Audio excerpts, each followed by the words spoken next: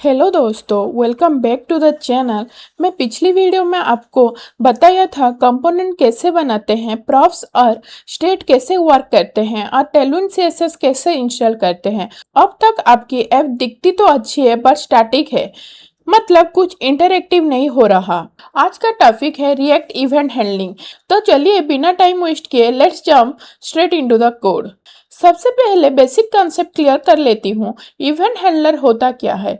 सोचो आप एक शॉप में हो, जब भी कस्टमर बेल बजाता है शॉपकीपर तुरंत रिएक्ट करता है। क्या चाहिए? यहाँ बेल बजाना एक इवेंट है और शॉपकीपर का रिएक्ट करना एक इवेंट हैंडलर है।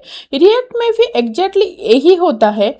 जब यूजर क्लिक करता है, टाइप करता है या फॉर्म सबमिट करता है, ये सब इवेंट कहलाता है। और जो फंक्शन हम इन इवेंट के रेस्पॉन्स में लिखते हैं उससे इवेंट हैंडलर कहते हैं। इवेंट हैंडलर एक फंक्शन है जो ऑटोमेटिकली कॉल होता है जब कोई specific action click, type, submit होता है। चलिए अब कोड में देखते हैं। सबसे पहले एक सिंपल बटन बनाती हूँ जो क्लिक होने पर एक पॉपअप मैसेज शो करे। अब app.jsx फाइल ओपन करते हैं। ये हमारा मेन कंपोनेंट है, इसके अंदर ही हमारा पूरा कोड लिखा जाएगा। ऐप नाम है इस फंक्शन का और कर्ली ब्रेसेस से फंक्शन का बॉडी शुरू होता है। फिर एक नया फंक्शन डिफाइन करते हैं जिसका नाम हैंडल क्लिक है। ये हमारा इवेंट हैंडलर होगा जो क्लिक होने पर चलेगा। अलर्ट एक बिल्डिंग जावास्क्रिप्ट फंक्शन है जो ब्राउजर के बीच में एक पॉपअप बॉक्स ओपन करता है जिसमें जो टेक्स्ट ब्रैकेट के अंदर दिया है वो शो होता है। यहाँ बटन क्लिक शो होगा। कंपोनेंट से हम क्या स्क्रीन पर दिखाना चाहते हैं वो रिटर्न के अंदर लिखते हैं। ब्रैकेट इसलिए लगाया क्योंकि हमारा JSX मल्टीपल लाइन्स में है। ये एक डिव है, मतलब कंटेनर। इसमें हमें टेलविन क्लास यूज करते हैं। फ्लेक्स, इससे डिव के अंदर का कंटेंट फ्लेक्सवर्क्स लेआउट में अरेंज होता है, मतलब हम इजीली आइटम को सेंटर, लेफ्ट, राइट कर सकते हैं। आइटम सेंटर कंटेंट को वर्टिकली सेंटर करता है। जस्टिफाई सेंटर कंटेंट को हॉरिजेंटली सेंटर करता है, लेफ्ट राइट से बीच में। मीन एज स्क्रीन डिव की मिनिमम हाइट पूरी स्क्रीन के बराबर कर देता है ताकि सेंटरिंग विजिबल हो। बीजी ग्रे 100 डिव का बैकग्राउंड कलर हल्का ग्रे कर देता है ताकि कंटेंट क्लियरली दिखे। ये HTML का बटन एलिमेंट है जो रिएक्ट में यूज हो रहा है। इसमें हमें दो चीज सेट करनी है, इवेंट और स्टाइलिंग। ये बटन का क्लिक इवेंट है। इसमें हमने हैंडल क्लिक फंक्शन का नाम दिया बिना ब्रैकेट के। ब्रैकेट क्यों नहीं लगाया? क्योंकि अगर ब्रैकेट लगाता तो फंक्शन तुरंत पेज लोड होते ही चला जाता, क्लिक का वेट नहीं कर। बिना ब्रैकेट रिएक्ट सिर्फ फंक्शन का रेफरेंस स्टोर करता है और क्लिक होने पर खुद कॉल करता है। फिर हम बटन को स्टाइलिंग करते हैं। बटन का बैकग्राउंड कलर ब्लू कर देते हैं। बटन के अंदर के टेक्स्ट कलर व्हाइट कर देते हैं। हॉरिजॉन्टली पेडिंग देते हैं, वर्टिकली पेडिंग देते हैं। बटन के कर्नर को राउंड कर देते हैं।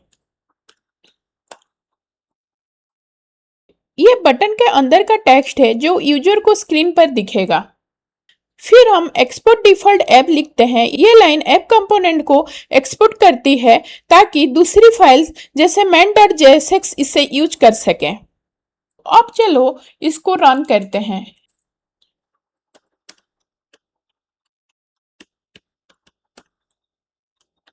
अब बटन को क्लिक करते हैं, देखते हैं क्या होता है। पॉपअप स्क्रीन सेंटर में आएगा। देखो कितना क्लीन है। ओके क्लिक करने पर पॉपअप बंद हो जाएगा।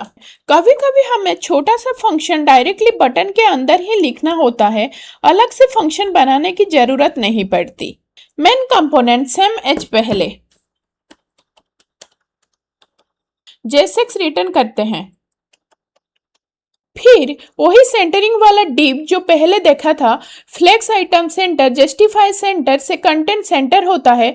मीन एज स्क्रीन से पूरी स्क्रीन हाइट मिलती है। बीजी ग्रे 100 से बैकग्राउंड हल्का ग्रे होता है। फिर बटन एलिमेंट्स शुरू। यहाँ एक एरो फंक्शन है जो हमने डायरेक्टली लिख दिया, अलग से हैंडल क्लिक नाम का फंक्शन बनाया ही नहीं, मतलब इस फंक्शन को कोई पैरामीटर नहीं चाहिए। और उसके बाद जो कोड है अलर्ट और रन होगा जब क्लिक होगा। फिर हम टेलविन सीएसएस यूज करते हैं। बीजी ग्रीन 600 बैकग्राउंड कलर ग्रीन कर देता है, टेक्स्ट व्हाइट टेक्स्ट का कलर व्हाइट करता है, VX4 लेफ्ट राइट पेडिंग देता है, PY4 ऊपर नीचे पेडिंग देता है, राउंडेड कर्नर को राउंड करता है। अब बटन के अंदर एक टेक्स्ट लिखते हैं, इनलाइन क्लिक।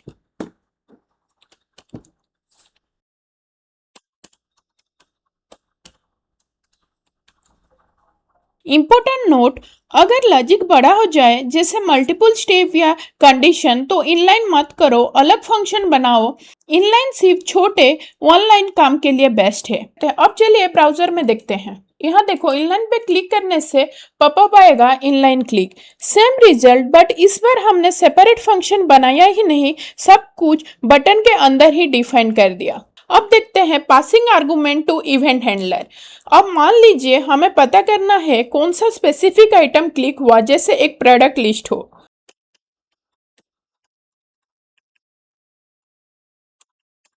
ये फंक्शन एक पैरामीटर आइटम नेम एक्सेप्ट करता है। पैरामीटर मतलब एक खाली जगह जिसमें हम बाहर से कोई वैल्यू भेज सकते हैं। यहाँ हम मोबाइल या लैपटॉप भेजेंगे। यहाँ हम टेम्पलेट लिटरल यूज करते हैं बैकटिक के अंदर।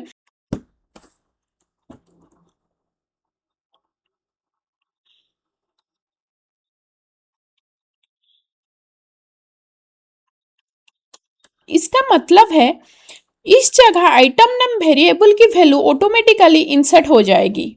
फिर हम टेलविन सीएसएस यूज करते हैं। फ्लेक्स फ्लेक्सवर्क्स लेआउट एनेबल करता है। फ्लेक्स कॉल आइटम को कॉलम में ऊपर से नीचे अरेंज करता है, रो में नहीं। आइटम सेंटर आइटम को हॉरिजेंटली सेंटर करता है जब फ्लेक्स कॉल हो।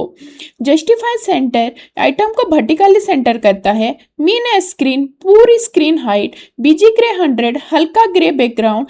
गैप 3 हर चाइल्ड एलिमेंट यहाँ बटन के बीच में स्पेस देता है। फिर एरो फंक्शन लिखा जो क्लिक होने पर हैंडल आइटम क्लिक को कॉल करेगा और उसमें मोबाइल स्ट्रिंग भेज देगा एज आर्गुमेंट। ब्रैकेट जरूरी है वरना पेज लोड होते ही चला जाता। फिर हम टेलविन क्लासेस यूज करते हैं। BG purple 600 purple background, text white white text, VX4 left right padding, PY2 ऊपर नीचे पेडिंग, राउंडेड राउंड कर्नर्स।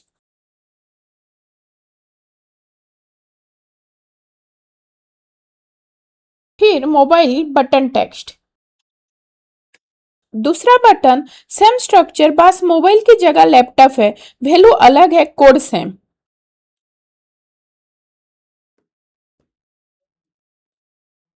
इसको बस चेंज कर देते हैं, लैपटॉप लिख देते हैं। अब चलो ब्राउजर में देखते हैं। यहाँ देखो, मोबाइल बटन क्लिक करने पर यू क्लिक मोबाइल, फिर लैपटॉप बटन क्लिक करने पर you click mobile. Okay okay, यहाँ चेंज करना है आपको लैपटॉप। अब देखो, अब लैपटॉप बटन क्लिक करने पर लैपटॉप। ओके, देखो कैसे सेम फंक्शन से सिर्फ आर्गुमेंट चेंज करके हमें डिफरेंस रिजल्ट मिल रहा है। मोबाइल पे क्लिक करने पर you click mobile and laptop पे क्लिक करने पर यू क्लिक लैपटॉप। अब रिएक्ट ऑटोमेटिकली हर इवेंट हैंडलर को एक इवेंट ऑब्जेक्ट देता है।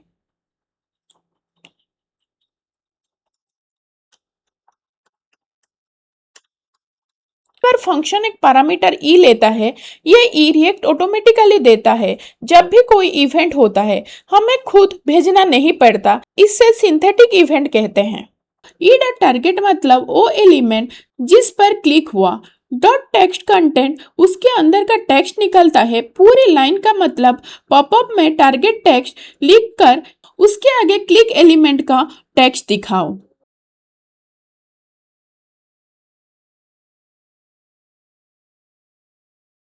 फिर हम टेलविन क्लासेस यूज करते हैं। सेम सेंटरिंग क्लासेस जो पहले एक्सप्लेन की।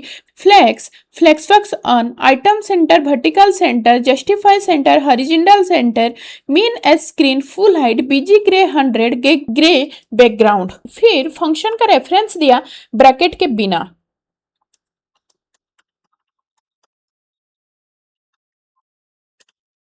टेलविन क्लासेस यूज करते हैं। BG red 600 red background, text white white text, VX4 side padding, PY2 top button padding, rounded curve corners. अब एक टेक्स्ट लिखते हैं सो इवेंट इन्फो। अब सेव करते हैं और ब्राउजर में चेक करते हैं। यहाँ देखो बटन पे क्लिक करने पर पॉपअप आया टारगेट टेक्स्ट सो इवेंट इन्फो। देखो हमने टेक्स्ट हार्डकोड नहीं किया, सीधा बटन से निकाला है। अब देखते हैं इनपुट फील्ड के साथ काम कैसे करते हैं। फर्स्ट हम रिएक्ट की लाइब्रेरी से यूस्टेट नाम का हुक इंपोर्ट करते हैं। ये लाइन दो चीज बनाती है, नेम करंट वैल्यू स्टोर करता है और सेट नेम वैल्यू चेंज करने का फंक्शन। यूस्टेट मतलब शुरुआत में वैल्यू एम्प्टी स्ट्रिंग है।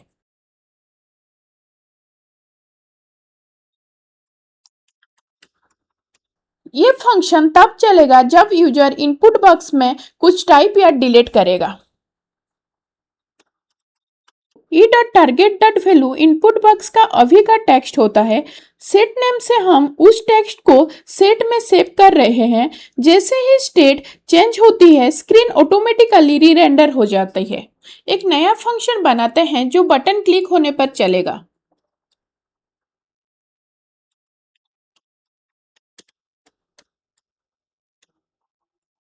करंट नेम स्टेट की वैल्यू पॉपअप में दिखता है।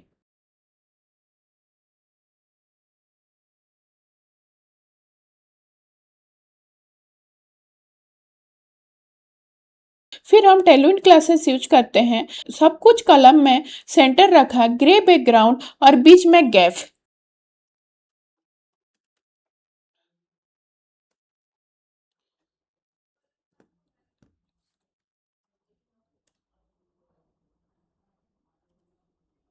फिर इनपुट टेक्स्ट शुरू।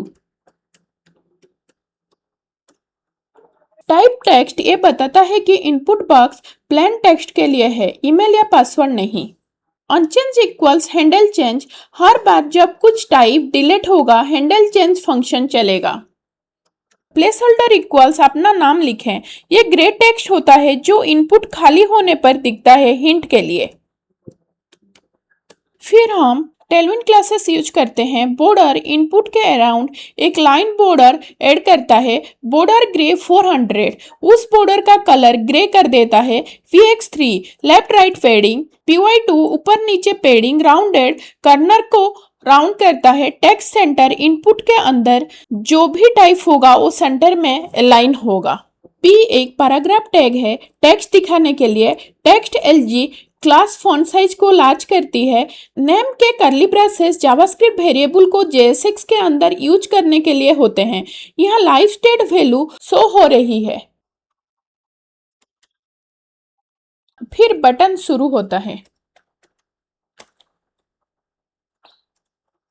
On click equals handle show name, click होने पर हैंडल शो नेम फंक्शन चलेगा। फिर टेलविन CSS क्लास यूज करते हैं। Orange background, text white, PX4 PY2 rounded.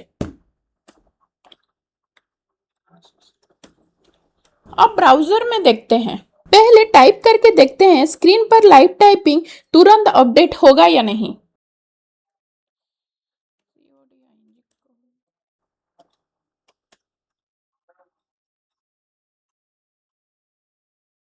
अब show name in popup button पर क्लिक करते हैं। यहाँ देखो आ रहा है आपका नाम है कोडिंग मूंज। फिर हम देखते हैं प्रिवेंट डिफॉल्ट फॉर्म सबमिट। जब हम फॉर्म बनाते हैं तो डिफॉल्ट ब्राउजर बिहेवियर होता है कि पेज रिलोड हो जाता है सबमिट करने वक्त।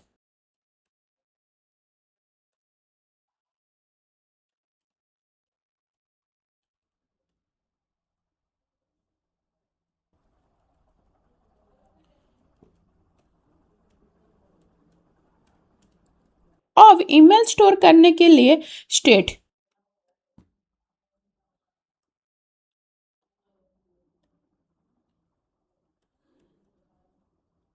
फिर फॉर्म सबमिट होने पर यह चलेगा। यहाँ भी इवेंट ऑब्जेक्ट है। सबसे important line, normally form submit होते ही ब्राउजर पेज रिलोड कर देता है। ये लाइन स्पेसिफिकली उस डिफॉल्ट रिलोड एक्शन को रोकती है। फिर करंट ईमेल स्टेट को पॉपअप में दिखाते हैं।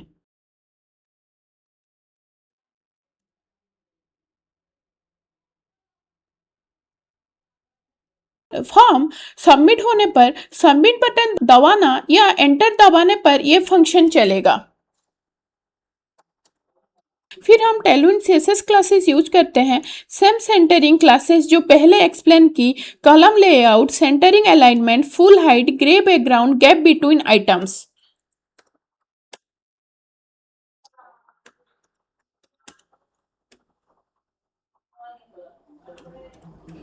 ईमेल इनपुट शुरू। टाइप ईमेल ये ब्राउजर को बताता है कि ये फील्ड ईमेल के लिए है। वैल्यू ईमेल ये इनपुट की वैल्यू को स्टेट से लिंक करता है। इससे इनपुट कंट्रोल कंपोनेंट बन जाता है, मतलब जो भी दिखता है इनपुट में वो हमेशा ईमेल स्टेट से आता है, ना कि ब्राउजर खुद मैनेज करता है। फिर हॉट टाइप पर इनलाइन एरो फंक्शन चलता है जो स्टेट को नया टाइप वैल्यू से अपडेट करता है।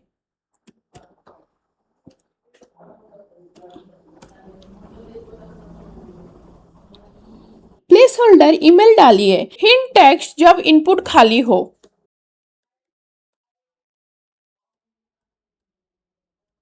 फिर हम टेलविन क्लासेस यूज करते हैं। Border, line around box, border grey 400, grey colour line, px3, py2 padding, rounded गोल कॉर्नर के लिए, text centre, type text centre में। टाइप इक्वल सबमिट ये बताता है कि ये बटन फॉर्म को सबमिट करेगा। फिर हम टेलविन सीएसएस क्लास यूज करते हैं। Black background, white text, padding and rounded गोल कॉर्नर के लिए। सबमिट लिखते हैं बटन टेक्स्ट में। Put now let's check the output. Email type करो, जैसे codingmunch123@gmail.com। फिर सबमिट बटन को क्लिक करो। देखो form submitted with codingmunch123@gmail.com। Important बात, पेज रिलोड नहीं होगा। देखो पेज एकदम स्मूथ रहा, कोई रिलोड नहीं हुआ। यही है प्रिवेंट डिफॉल्ट का रियल मैजिक। तो दोस्तों, आप कॉन्फिडेंटली रिएक्ट में क्लिक्स, टाइपिंग और फॉर्म सबमिशन हैंडल कर सकते हो। अगर आपको ये वीडियो हेल्पफुल लगा तो एक लाइक जरूर देना, चैनल को सब्सक्राइब कर देना और मिलते हैं नेक्स्ट वीडियो में। Until then, happy coding, thanks for watching, see you in the next one.